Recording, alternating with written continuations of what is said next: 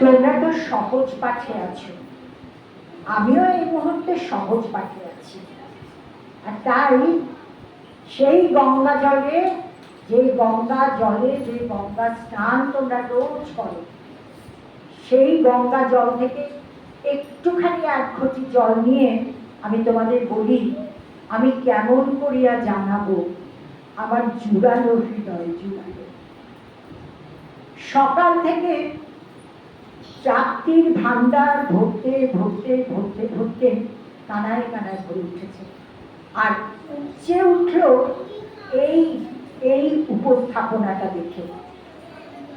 সত্যি কথা সত্যি করে না বলতে পারলে নিজেকে আর যাই হোক মান আর হুঁশ এই দুটো আমার মধ্যে আছে এমনটা আমরা দাবি করতে পারি না। আমাদের সবচেয়ে বড় মুশকিল কি জানো? আমরা কত কিছু পড়ি, কত কিছু শুনি, কিন্তু সব পাঠ্য বইতে থেকে যায়। সে কোন ছোটবেলার থেকে আমরা পড়েছি, অন্যায় যে করে আর অন্যায় যে সহে তব ঘৃণা, এইভাবে পড়েছি তো। কিন্তু আমরা কি সেটাকে কখনো হৃদয়ঙ্গম করতে পেরেছি?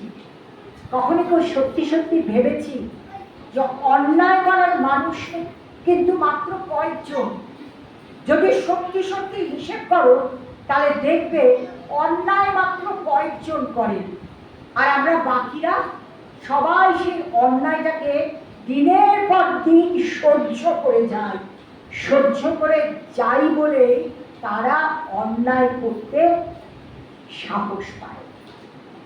এই যে আজকের এই প্রতিবাদ, এই যে ছোট্ট ছোট্ট শিশুদের মধ্যে প্রতিবাদের যে বীজটা শিক্ষক শিক্ষিকা হিসেবে, অভিভাবক হিসেবে তোমরা গেঁথে দিচ্ছ, এর জন্য তোমাদেরকে আমি সত্যি সত্যি সাধুবাদ জানাই। এই গোটাটা কি প্রিয়াঙ্কার রচনা? যদি আমি খুব ভুল না করি, বোঝাই গেল। আমি শুধু একটা কথা বলবো, প্রিয়াঙ্কা একটু যদি সময় নিয়ে ভয়েসগুলোকে আলাদা আলাদা করে দিস। মেল ভয়েসগুলো মেলে চলে যাবি, ফিমেল ভয়েসগুলো ফিমেলে চলে যাবি, তাহলে দেখবি বিষয়টা আরো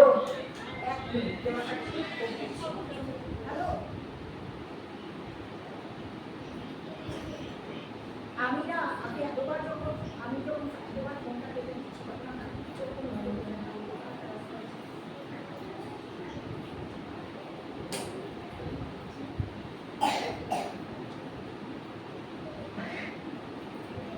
আসলে যন্ত্রের যন্ত্রণা একেই বলে। আমারই উচিত ছিল ওটাকে মিউট করে দেওয়া। যে কথাটা বলছিলাম, আমি সত্যি সত্যি আরো একবার সমস্ত শিক্ষক শিক্ষিকাদের, বিশেষ করে তোমাদের অভিভাবকদের, অমিয়দা, সুচরিতা, কৌশিক, এদের সবাইকে আমার প্রাণের অভিনন্দনটুকু পৌঁছে দিই। কারণ ওরা প্রত্যয় না হলে, ওরা সাহসী না হলে, ওরা তোমাদের পাশে না দাঁড়ালে এমন করে বোধহয় তোমরা এটাকে উপস্থাপন করার, এই আজকের এই ভীষণ দ্রোহ মুহূর্তে, দ্রোহ কালে এটাকে উপস্থাপিত করার বোধটা তোমাদের মধ্যে বোধহয় জানতো না।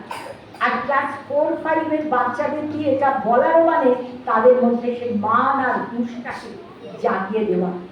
বারবার সমস্ত শিক্ষক শিক্ষিকাদের বলতে হচ্ছিল চুপ কর চুপ কর চুপ কর, ঠিক ওই সময় কিন্তু একজনকেও বলতে হয়নি চুপ কর।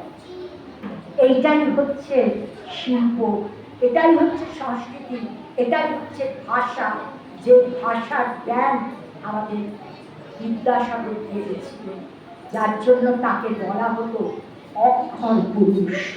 প্রত্যেকটি অক্ষর আজ আমরা যা উচ্চারণ করছি তা তারা দিয়েছেন বলে, এই বোধোদয় আমাদের মধ্যে তারা ঘটিয়ে দিয়েছেন বলে। আবার তোমাদের একটা কথা বলতে ইচ্ছে করছে, স্বপ্ন দেখার সাহস করো। স্বপ্ন ছাড়া মানুষ বাঁচে না। স্বপ্ন ছাড়া কেমন করে গান গাইবে পাখি? ফুলের আর স্বপ্নের জন্য মরতে হলো মরো। স্বপ্ন দেখার সাহস করো।